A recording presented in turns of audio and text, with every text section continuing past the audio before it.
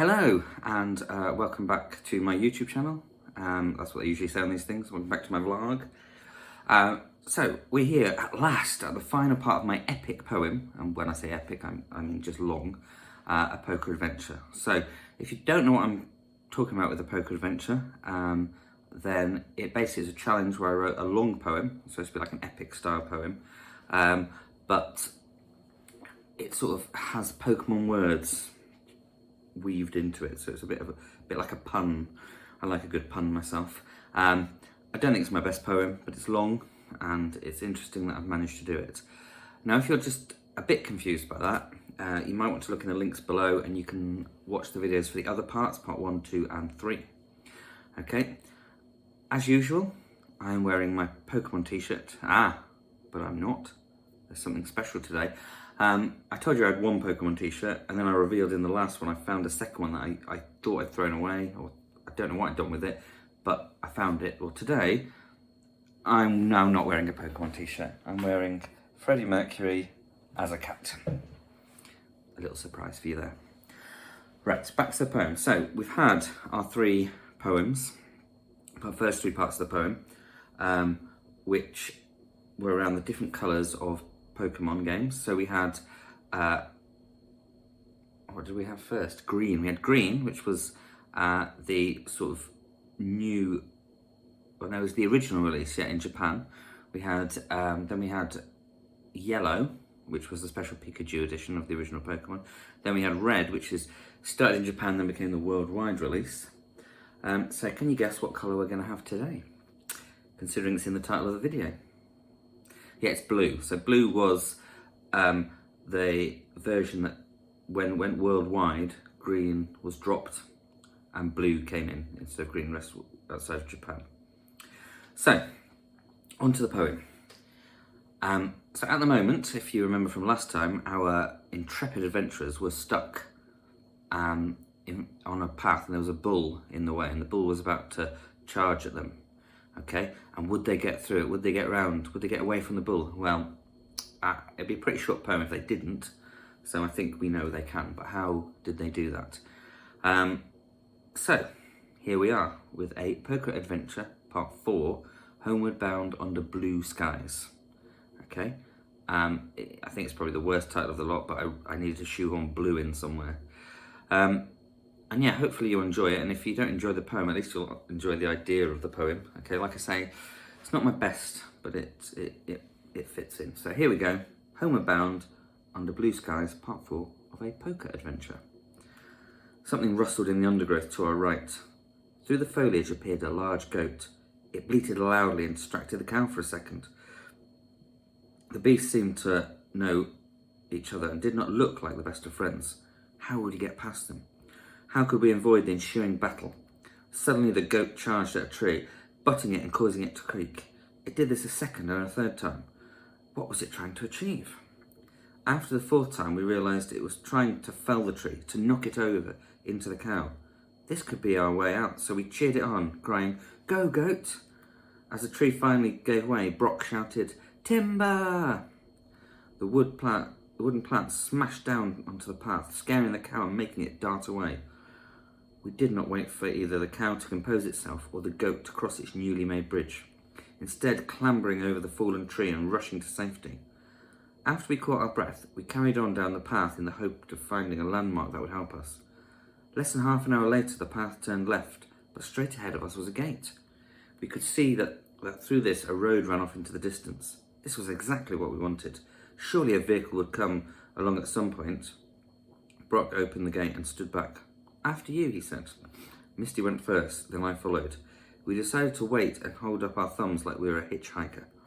It was not long before a car came past. We hoped it would stop, but it zoomed past us with a loud vroom. A second car and third car passed, but none stopped. We were about to give up when a green car pulled up. It had a strange logo on the front, one I had never seen before. It appeared to be an indigo disc. The window wound down and we saw bright pink hair and a leather jacket. The wearer looked like a punk girl. "Hey there," she said. "You guys lost?" "Yep," Brock said. "We have no idea where we are. Could you give us some details?" "Sure.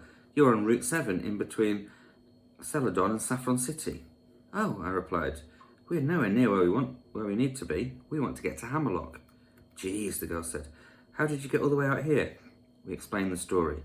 All the time the punk girl nodded and looked increasingly concerned. Misty and myself kept talking over the story like we were some sort of double team. Once we had finished, she said, I feel bad for you. I wouldn't normally go out my way, but I'm not doing anything, so why not? We thanked her and all piled in. The car seats were so comfortable as the fabric felt very cottony. Misty sat up quickly, pulling something from underneath her. It was a teal mask and looked to be carved into the likeness of an ogre. I asked, is that your mask? Yeah, our hostess replied. I got it at a festival a few weeks ago. As she did not explain more on this, I did not ask any more questions. Instead, whilst we drove, we chatted about our lives, who we were and where we grew up. The punk girl explained that she had been driving from a job in Area Zero, that she had an important mission but could only tell us certain parts of it. When we asked for more detail, she found it hard to elaborate and kept pausing. She talked about an oddish smell in the area and that she had to investigate. She found some old items belonging to an ancient shaman that was long since dead. When she moved them, the place no longer felt tranquil. There was a thunderous rumble and the whole place shook. She tried to put the items back, but the rumbling would not stop. The only way to make sure nothing got out was to seal the area off. I'm pretty sure she had a burning jealousy over our adventures, as I found this story rather far-fetched. But as she was giving us a lift and going out of her way, we just nodded and agreed with her. The conversation dried up as the hours went by, but we were just happy to be heading home. We had passed major cities such as Pewter, Floroma and Goldenrod. It appeared we could put the disappointment of not having the treasure behind us. We realised we had a story to tell, and that at least meant memories of adventure. Maybe we got too comfortable because suddenly there was a clink, then a loud clang, and finally a clink-clang. Smoke came out of the bonnet. The car's power lowered and the punk girl had to pull over. Although we knew little of how an internal combustion engine worked, we did what all people do in such a situation. We opened the bonnet and peered inside.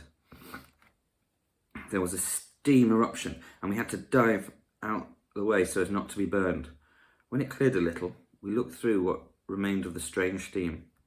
A weird purple-looking sludge flowed from the engine. None of us had an idea what this meant. As we had lost our items when taken by the pirates, we had no phones. To make matters worse, the punk girl's phone had run out of battery. This meant we were back to sticking our hands out and seeing if someone driving past would help us. Once more, a number of cars passed, seemingly unconcerned by our plight. Yet again we considered giving up. I decided, however, that I would walk to the nearest town and get help. Just then a large tank trundled towards us on iron treads. It stopped next to the car, and a hatch swung open. A man popped out dressed in camouflage. He was older than we expected, so must be some sort of army veteran. Despite his greying hair and large moustache, he jumped down from the tank and said, "You seem to be in some trouble. Can I help?" "It's my car," the punk girl said. "Smoke came out and now it won't run properly." He mused, looking under the bonnet at the purple goo. "I think I see what the problem is." He then grabbed something that looked like a mecha claw. He had to wiggle it, and there was a scraping metal sound, then a pop. The engine was still hot, so how he touched it with no gloves, I have no idea. He must have iron hands. "That should solve the problem. Your filter had come loose. I put it back now. Try starting that car." The pump girl got in and turned the machine on. It started first time and no smoke was emitted from the bonnet. She pressed the accelerator and the car went rev-a-vroom. Everything seemed to be working well. "Now try to shift gear and see how she does," the old veteran said. The punk girl changed gears and pressed the accelerator again. The car had been fixed. "Thank you," I said. "How can we repay you for your kindness?" "Oh, it's nothing," he replied. "Just pass it on. If you see anyone else in trouble, then help them." Once more we were on our way. The rest of the drive was very smooth, and as the sun started to set, we arrived in Hammerlock. As we pulled up outside my home, we thanked the punk girl and made to walk up the path. In my front garden was a boy picking up a dark ball. He had clearly kicked over the fence. "What are you looking at?" he said as he scowled at the three of us. The rude boy then ran and pushed past us as he tried to get back to his own garden. We looked to each other and shook our heads at the sheer cheek of the lad. When we got to near the front door, we noticed a bag on the front step. Despite wondering who would have left such a thing, we went inside before taking a peek in it. I poured everyone a refreshing glass of lemonade, and we perused the content of the bag. There was a small pile of gold coins, each with a tiny bug-like man on them. They said "Gimme Ghoul" on them. As well as this, an envelope had been placed in the bag. Inside was a card saying "Thank you." Misty opened it and read what the card said. It was from a police officer called Hop. He said, "Thanks to us, the pirate's ship was now just ash. The pirates had swum ashore. Some had been caught, whilst others fled. The treasure was a thank you for helping." The card finally said that the police could not be here in person, as there were still pirates out there. As they were out hunting them, and they were out hunting them down as they've got to catch them all. Even though we had not got much treasure, we had helped the police, and that made us feel like the loyal three. Now we felt safe. We decided to have a rest and would worry how we would protect the treasure another day. And there it is. That is the final part of a Pokeadventure. Okay, like I say, not the best, I suppose, in poetry form, and some of the words in there are quite forced. I found in this fourth part, I had longer gaps between some of the Pokemon words. But hopefully the story's, I think it's entertaining enough, and you can see or hopefully hear where the Pokemon words are. If you can't, then if you look on my blog or on my poetry collection on Wattpad called Bad Poetry probably never want to hear. Oh, sorry, Bad Poetry you probably never want to read. You will see in bold where the Pokemon words are. Okay, now the links to those are down below. So yeah, I think that's about it. There's plenty more poetry going to be coming out. I've written some more at the time of recording this.